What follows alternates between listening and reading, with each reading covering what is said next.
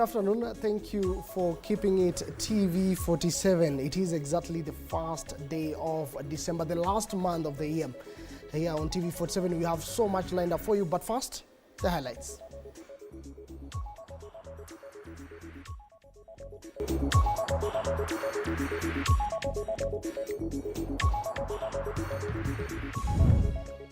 Kenya joins the world in marking World AIDS Day. Sisi wenyewe tutaweza kuzuia kwa sababu hakuna mtu mwingine ambaye atazuia. Kenyans urged to protect themselves from the disease. Former Deputy President Rigathi Gachagua blamed on Limuru burial disruption that happened on Thursday.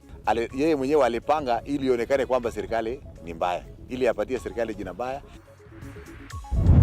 Various stakeholders elicit mixed reactions on the registration and implementation of Social Health Authority scheme. SHA officials to some of the health facilities to assist in registration and equally to assist in ensuring that this information or any other challenge is being sorted. Once again, good afternoon, and again, much appreciative for you keeping it TV47. It is time to bring you up to speed on the latest in the world of news. Remember, today being the 1st of December, the world marks the AIDS Day, and also here in Kenya, we have joined the rest of the world in marking this particular day. And on this very occasion, the National Syndemic Disease Control Council, in partnership with Athletics Kenya, did host a special marathon that was held in Nyayo Stadium in the country's capital here in Nairobi. On this event, we have seen quite a number of competitions, among them the 21-kilometer half marathon, 10-kilometer public road race, 10-kilometer wheelchair race, 5-kilometer public road race, among other challenges on the World's Day half marathon. And we have my colleagues still at Nyayo Stadium, that is Tony Kwalanda and Sheila Chelagat. They have been doing a brilliant job for the better part of the day. But let us cross over to Nyayo and get to hear from them how the day has been, and as of now, what is the latest from their end. Over to you, Tony and Sheila. Thank you very much, Moige. Indeed, we are coming to you live. My name is Tony Kwalanda, of course, with my colleague Sheila Chelangat. Of course, we've been here. Sheila has, we've been doing sports. Sheila, of course, normally does a lot of news to do with health. And today, of course, health and sports has converged. So how do you find the experience? It was an amazing experience being thrown into the world of sports suddenly, and I hope that you've understood a little bit about, health, being that this marathon was actually focusing on the well-being of men and boys. Do you feel that you were well taken care of? Of course, certainly today, of course, with this race, this particular year has been focused on the men and boys, especially with the statistics that we have in terms of who really needs to be focused in that. We are also joined by Anne Wamboi from Mama Doing Good Foundation. Just quickly, just let us know about exactly what Mama Doing Good Foundation does, just in a minute, and why you are here today to celebrate this marathon. Mama Doing Good is an organization that was founded by Her Excellency Mama Rachel Ruto, and our focus is mainly on economic empowerment. And you all know that HIV spread, one of the drivers is poverty. And so we are here today because economic empowerment sits right at the center of the effort to eliminating HIV/AIDS. So today we are here to showcase what we are doing with our women and also the boys, and we have an arm where we are talking about the youths, and we keep on encouraging them with the various economic activities that we are having, and that is why we came here today.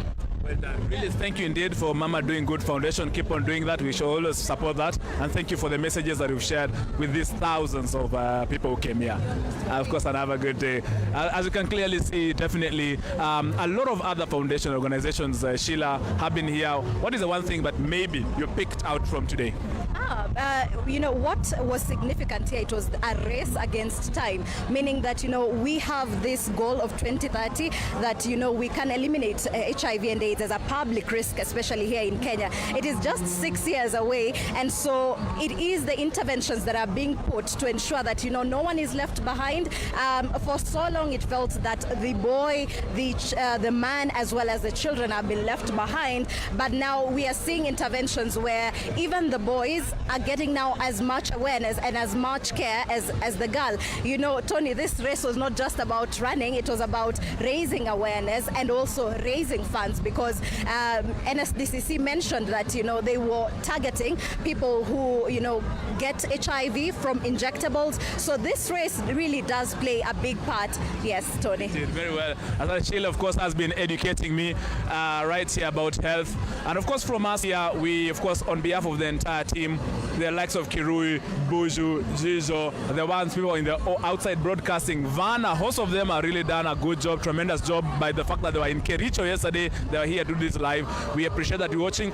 But in the evening at 7 and 9 p.m., you can be sure that you'll get the full results of what transpired here at the World AIDS Day. From us here, Sheila and myself, it's goodbye, and no one should be left behind. Indeed. Back to you, Moige. All right, thank you, Tony and Sheila, just giving us a glimpse of the sights and sounds. Of course, we are waiting for the results, and also we will like to hear more from Sheila on the theme of this World AIDS Day Half Marathon, that is around promoting the health and well-being of men and boys. Now, still on that particular subject, as the world celebrates World AIDS Day, Turkana County has been termed as one of the counties with the highest number of HIV/AIDS infections, men being the most affected compared to women. Speaking during the World AIDS Day celebration in Lodwar, Turkana County, HIV and AIDS coordinator Joseph Simiu said for a period of 1 year, men have been affected more than women. He said out of 287 cases of AIDS recorded, 166 are men, while 121 are women. However, 265 people died from AIDS, most of whom were between the age of 15 to 40 years. Mwaka uliopita tulikuwa na 265 deaths. Na kati ya 265 deaths, we had around 166 walitoka kwa wanaume, which accounts to almost 65%. Jambo hilo limetupea wasiwasi kwa sababu wanaume wanakufa zaidi kuliko wanawake. Na wanaume wenyewe pia hawako kwa dawa. Kumaanisha sasa tunafaa tu focus hiyo population ili tuwasaidie. Tukiangalia mambo ya new infections ambayo pia ili happen mwaka uliopita, tulikuwa na 287 new infections zile happen mwaka wa 2023, ambayo sasa ndio data tuna focus kwa mwaka huu wa 2024. New infections percentage yetu iko juu. Watu wenye wanaambukizwa wapya kila wakati. Pia hii kaunti yetu ya Turkana nimeona namba zetu za early marriages, namba zetu za pregnancies ya watoto wadogo kupata mimba ziko juu sana. Hiyo inamaanisha kuna tu mahali penye sisi kama jamii tumesembea. Jikinge vile tunakuambia, tumia condom, kuwa na mpenzi mmoja, abstain. Hiyo mambo vile tunasema, avoid those drugs, kwa sababu watu wengine wakati umekunywa pombe umelewa, inabidi unajiindulge into sexual activities without protection. Tunawazimu jitokeze kwa namba kubwa sana. Tuende tuangalie afya yetu tukiwa familia. Tuende tuangalie afya yetu tukiwa familia. Maana tukiendelea kuishi ni lazima ujue afya ya mwili yako inaenda kwa njia gani. All right, some nuggets of wisdom on this particular day, the World AIDS Day. Now let us shift gears a little bit. Former Deputy President Rigathi Gachagua has been called upon to remain calm as investigations on the disruption of a funeral service in Limuru on Thursday was disrupted abruptly. Second Member of Parliament has termed the chaos as stage managed, criticizing the former Deputy President for what happened. Loka Chapong, also, who is a close ally of President William Ruto, asked the Directorate of Criminal Investigations to move with speed and apprehend the culprit, saying any attack to the public during public events is a threat to national security. Mimi sioni kama serikali ya Kenya kwanza inaweza fanya vitu kama hiyo. Na unajua katika Kenya hii kuna wengine wanafanya ile inaitwa stage managing saa zingine. Because nimesikia kutoka kwa watu zingine kwamba sasa yeye mwenyewe alipanga ili ionekane kwamba serikali ni mbaya, ili apatie serikali jina mbaya, ili aweze kusema kwamba kwa wananchi kwamba unaona sasa wa serikali wanataka kupanga unimaliza, na saa zingine huenda yeye ndio alipanga. So hii ni maneno ambayo tutasubiri tujue ya kwamba nani alipanga hii maneno, kama ni yeye ama ni watu ambao walikuwa wamekasirika na mienendo yake, na si kwamba kila kitu iwe serikali. Haiwezekani kwamba serikali inapanga. Sasa serikali inapangia, sasa sasa hivi yuko serikali inapangia ya nini? Sioni kwamba yeye anapangiwa ya nini sasa hivi, hayuko serikali. Yeye is not a threat to anybody. Sasa si yeye ni raia tu mwema kama raia wengine yoyote. Sasa anapangiwa ya nini? And now to matters health, where a section of health care workers, among them doctors and private hospital investors, have expressed strong support for the government's new social health insurance fund, what is popularly known as SHIF, and Social Health Authority, that is SHA, urging Kenyans to register for the program. Dr. Imran Osman of Avenue Hospitals noted that the scheme has benefits for patients, particularly those with chronic illnesses, citing a well-established fund under SHA. While acknowledging challenges as teething problems, he called on leaders to avoid politicizing the program and instead help educate the public on its benefits for achieving universal health care. The remarks were made during Avenue Hospital's live good walk, which promoted exercise as a preventive measure against lifestyle diseases and provided free health screening and advice to participants. So in the transition in any system, I mean even in the private sector, when we are changing from one system to another, there is always teething problems, right? And somebody has to call it and say, go live today, go live next week. If we don't have a date, we will always be at preparation mode. So I think the government took a call and said, let's move forward. We will sort out things as we go on. And we have also deployed health SHA officials to some of the health facilities to assist in registration and equally to assist in ensuring that this information or any other challenge is being sorted at the hospital. Because if you are unwell, it is unfair to tell you to go to town and get sorted there. So it is easier for us to deploy the SHA officials to the facilities and especially the tertiary facilities where they can be able to guide people immediately. In other news, the Ethics and Anti-Corruption Commission EACC reports to have conducted a search operation in the offices of Liaison Group Insurance Brokers Limited in Nairobi and Mombasa and arrested 2 top company officials, namely Julius Kitheka, the General Manager of Healthcare, and Danson Kaba, the Mombasa branch manager. According to EACC, the 2 are accused of masterminding the fraudulent scheme on behalf of Liaison Insurance Group, working in cahoot with Henry Mwasaru, the Kenya Maritime Authority, that is the head of Human Resource and Administration, and Ms. Beverly Lundu, head of Supply Chain Management, for allegedly fraudulently securing an over 40 million shillings medical insurance tender. EACC revealed that preliminary investigations revealed that the group secured the tender through bid rigging and that the tender was prepared and finalized by senior officers from the group, whereby the same was forwarded to KMA for advertisement to invite bidders.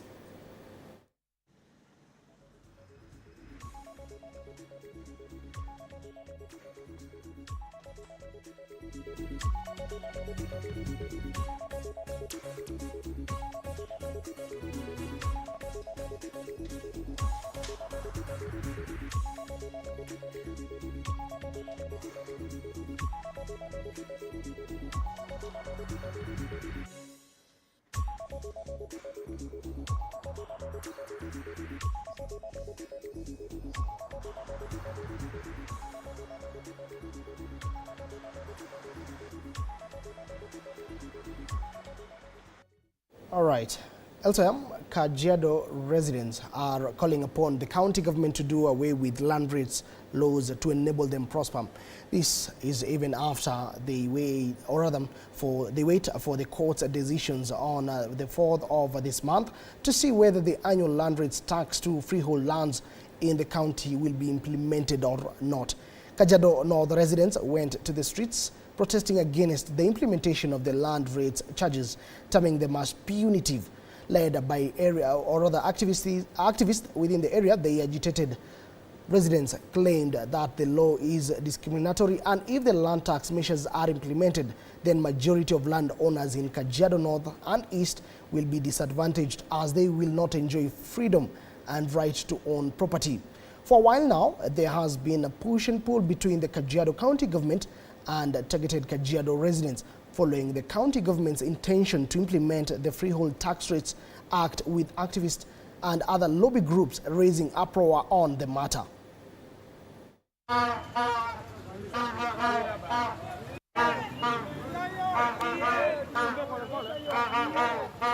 Tunaambia Lenku, who is our governor, asikize hii kitu na atoe kitu kwa mswada wa Kajiado County 2023, kwa sababu hiyo ndio itatumiza na iumize kila mtu mwenye hako Kajiado, na Kajiado North especially ndio tunapeana many taxes zote zinatoka hapa Kajiado North, because all business are in Kajiado North, na watu wote wa business wana transact using either their pieces of land kama security ama collateral kufanya biashara yote wanataka. Kajiado, they have continued to hold on to it, and that's why now we are agitating that land rates, that act was unconstitutional. Though they passed it, it was unconstitutional, but that is for the courts to talk. You cannot take a loan with it, because apparently there will be some charges that will be levied against you, and you cannot even do so many things that are land-related transactions. Nilikaenda kwa bank niuze kadogo ndio nirudi shule. Nyewe sijasoma. Nilikuwa nataka kwenda kusomea business administration. Naona kama ndasomea BA, being around. Naomba tu serikali iingilie kati maneno. Ni wazazi wetu, na niko na watoto wale wadogo wenye wanatufuata nyuma, wanapaswa kusoma. Nasikia mzazi akiwa na title deed sahihi, akienda kotini, akienda kwa benki apewe pesa, hawezi akapewa pesa, anaambiwa aenda amalizana na county kwanza. So kwa leo tuko hapa tumeshikana na wazazi kuweza kutana na hii mswada yenye imepitishwa na county government ya Kajiado. Graduates have been urged to be open-minded and embrace opportunities available in the job market instead of being selective due to shortage of jobs in their niche of study. This comes at a time when most of the job seekers are eyeing opportunities abroad due to an influx of laborers in the country. Professor Isaiah Kindiki, Vice Chancellor KCA University, called upon graduates to utilize the available technologies and embrace various opportunities to earn a living. The plea comes at a time when tertiary institutions are incorporating competency-based curriculum and technology in the wake of artificial intelligence. The sentiments were made during the 17th graduation ceremony at KCA University. The government has done, I see it positively, is to encourage our young people to be global citizens. Global citizens. Look for opportunities wherever found. In fact, I'm told there are opportunities in Mars. If they can go even to Mars, let them go to the Mars and look for opportunities there. Whatever they find there, they'll bring back home. It's really important that the graduates are flexible, they are creative, they pick up the opportunities that arise, they're alive to the challenges of the day, but of course, graduates that are resilient and are able to determine the course of their future in this economy, and using the knowledge and the learnings that they've acquired from the university to really make meaning out of their lives. That knowing now, combining business and IT, now I'm sure I can combine, not only knowing that information technology, the how it will happen and progress, but I can incorporate the business aspects in my life to succeed and to continue that where the world is going. For now, since counseling psychology isn't that well in Kenya, I'm hoping with years to come it will be a well-recognized career and people will benefit from it, the drug addicts, the alcoholics, and I'll be part of that team that will be able to help people out there. Congratulations to all the graduates. Well, the Senate has called upon the county governments to clear all pending bills to prevent further burden in the future. Nandi County Senator Samson Cherargei, who is also a member of the Information, Communication and Technology Committee in the Senate, has asked the county governments to heed to the advice. Further, Cherargei has urged county governments to use the financial allocation of 387 billion shillings in achieving development for the people. Where up to October last year, 158 billion had been released to counties up to October this year. So we want to ask counties also to work closely with control of budget. We want to avoid this issue of voiding of payments. You know, counties are requesting to pay Y, but when the money they get from COB, they pay X from the treasury. We are aware counties also have 109 billion that is lying in the county revenue funds at the CBK, which means there is no proper channel of requisition. It means if that money stays in, for example, Kisii has 6.7 billion, Nandi has 2 billion, Trans Nzoia has close to 2 billion, that is lying in account, yet the services are not being felt in Machine. And so we want to ask county governments to do proper requisition and also control our budget to streamline so that we don't have Waziri and the rest camping in Nairobi. We want a seamless transaction to ensure that they get money in time. 20 years after disability was formally acknowledged as a human rights agenda, the biggest obstacle to inclusion in Kenya is still the way the community views those with disabilities. Speaking at a gala dinner in Nairobi to mark 2 decades of disability inclusion, Executive Director of the National Council for Persons with Disabilities, Harun Hassan, emphasized the need for societal change. The event also honored institutions, individuals and organizations that have made outstanding contributions to supporting persons with disabilities.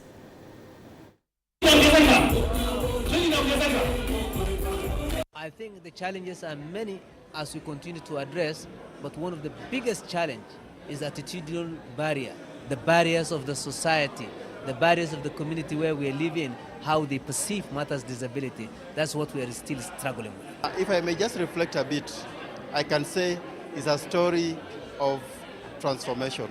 It's a story of hope. It's a story of dignity. It's a story of liberation. And it's a story of claiming human rights. Because persons with disabilities have always been having a lot of challenges when it comes to attitudinal barriers, physical barriers, access to health services, access to education, access to employment, even access to social inclusion, like even marriage. So when we celebrate, it means a lot for us, and it simply shows that we have a story to tell, and tell it in our own language. Elsewhere, Biovax Institute will be ready to produce human vaccine by 2026 after being allocated $80 million to be utilized in kickstarting operations of the country's institute charged to lead in vaccine production. During a handing over process to the newly appointed chairperson of the board of directors by President William Ruto, that is former KCS Member of Parliament Swarup Mishra, has vowed to ensure the plant is up and running in 2 years as Kenya eyes to take up the leading role in human vaccine production within sub-Saharan Africa. Thank you. As I said, universal health coverage can be very easy because, as you know, 40% of any inpatient bill in a hospital is pharmacy, both preventive and curative. 60% of a bill of outpatient is pharmacy, both preventive and curative. So, if we manufacture everything in our soil, I think with quality, as Chairman said, international accreditation, we have cost effectiveness, and we are very self-sufficient to lead, to achieve the universal health coverage in no time. We're working with partners to develop the facility.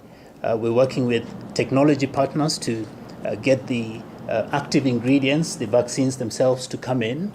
We're working with funding partners, including the World Bank, to help us to get this project going forward. We have to be part and parcel of a global ecosystem.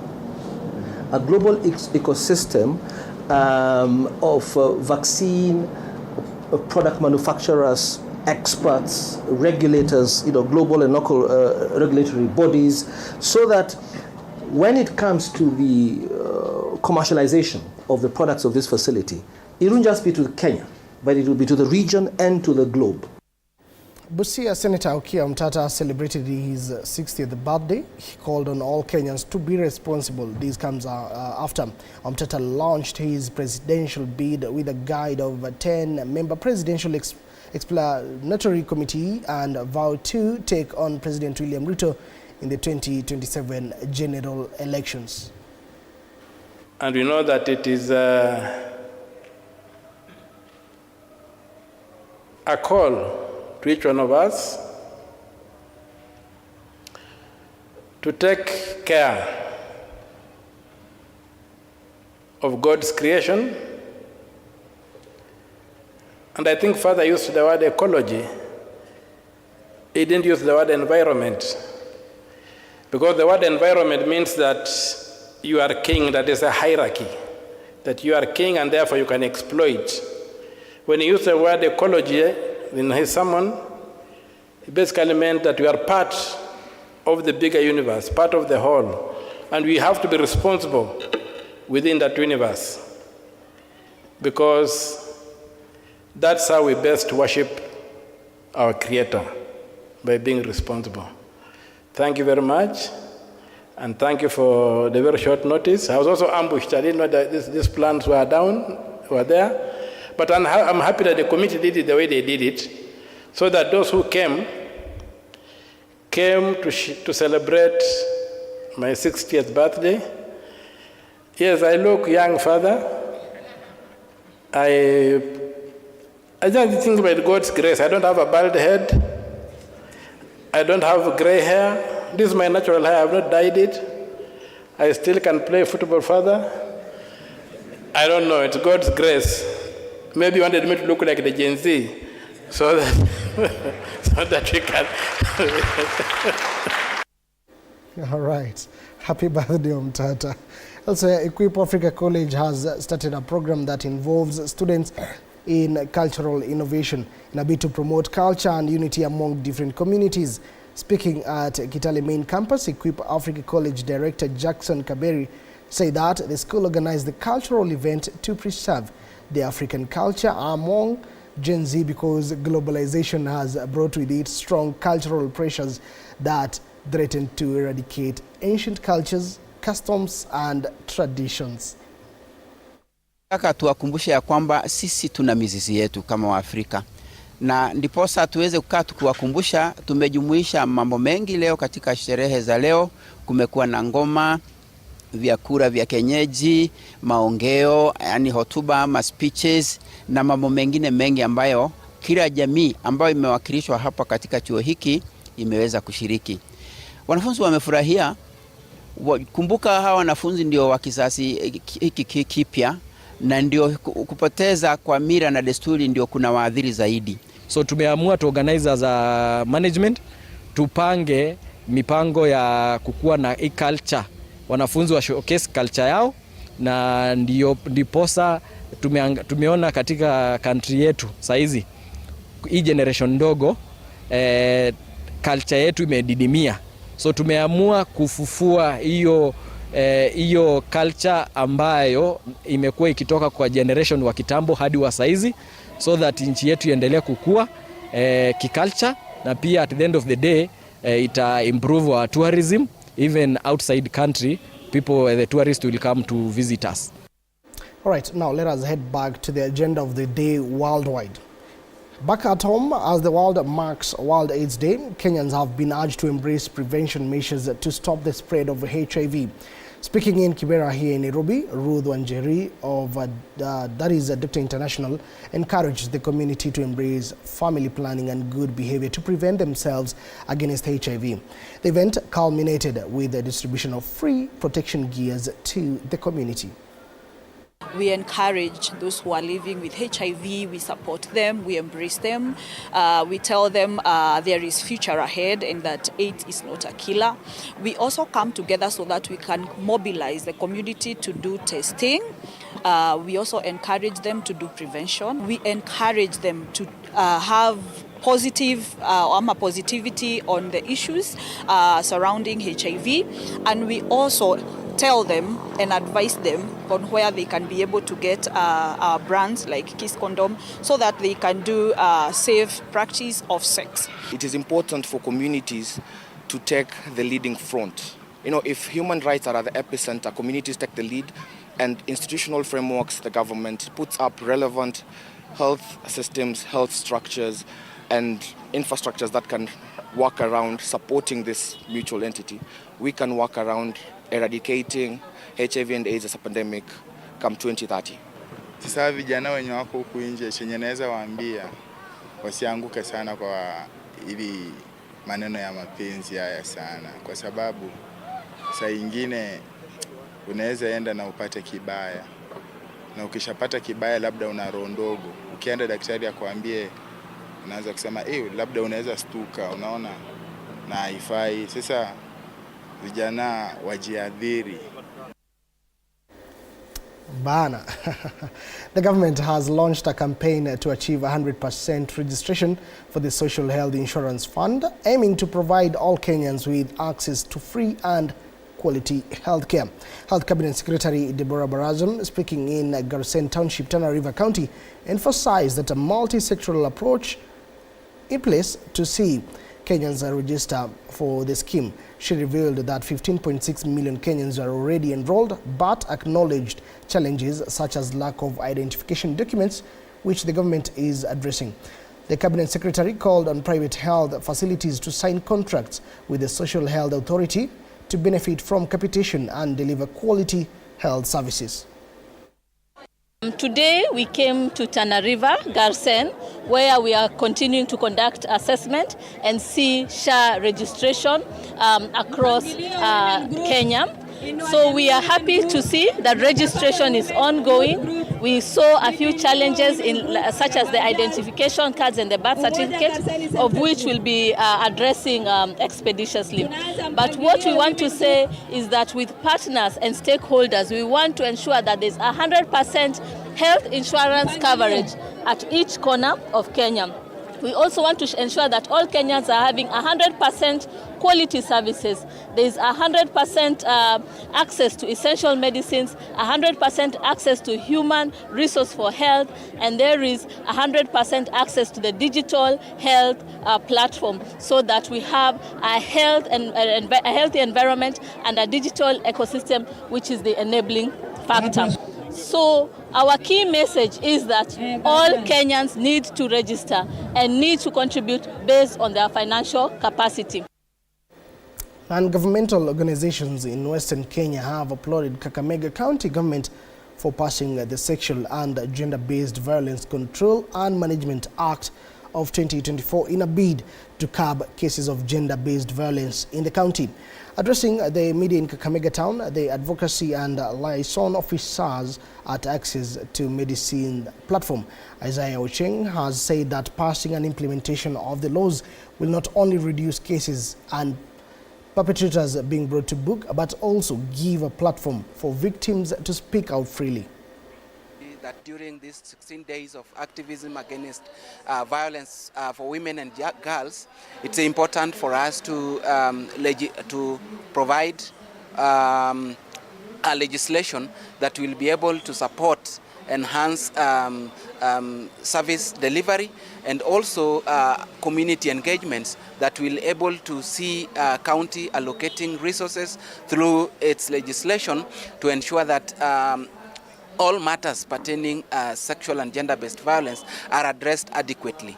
So this is one of the milestones that Kakamega County is celebrating among other counties in the whole country. Business tycoon Benson Data, proprietor of Savannah Clinker Limited, remains in custody as tension escalates in Mwingi North, Kitui County. Residents of Mbangwani have given their Member of Parliament Paul Nzengu and MCA Titus Nzengu a 2-week ultimatum to resolve a long-standing land dispute involving the company. Residents accuse Savannah Clinker of taking over their land without compensation, despite their ownership, or rather having ownership documents. Data's arrest stems from allegation of forgery, conspiracy to defraud, and uttering false documents tied to an alleged fraudulent 700 million shillings deal to expand Savannah Cement. The DPP recently approved 8 charges against him, with investigations dating back to 2019. Shamba ambalo niliwaishiwa na babu yangu luende kawa limeshughuliwa na watu ambao siwaelewe ni kina nani. Kuna kampani moja inaitwa Savannah ilikuja hapa wakatudanganya kwa watajenga mtambo, na kwa watu wengine wakaliwaliva nusu na wakatoweka. Sasa title deed zilipotolewa za wale watu wengine, setu hapa sikakosekana. Sasa niko na shida moja. Kuna wakati kulikuja watu huku wakiwa wanajitambulisha na kampani ya Savannah Cement. Wakati walipika huku, walikuwa wanachukua mmoja mtu kumwambia, kumwongelesha ati atanunuliwa shamba lake. Waliendea watu tofauti, watu wakanyang'anya shamba lao kwa pesa yenye ni dogo, na pesa yenye hata walikuwa wameagree kupeana hawakupewa yote. Walipeana tu, wengine walipewa nusu, na kuna wengine walipewa na kuambiwa wamemalizwa, lakini bado. Na hapa kuna shida sana juu ulifika wakati title deeds za huku kwetu sikaletwa. Wakati hii watu hapa Mangeni walienda kuangalia title deeds zao kushukua, walienda wakafika wakakuta hakuna title deeds. Pesa hawataka kuja kwetu. Tukazungumza, wakatuambia title deeds zenu hizi, pesa tuliowapa ni hizi. Kwa hivyo hiyo ni kama kuna njia ya ukora.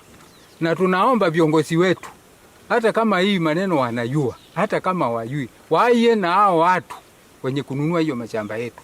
Waje tufanye mkutano mkubwa sana hapa. Watueleze ndio na sisi tuelewe.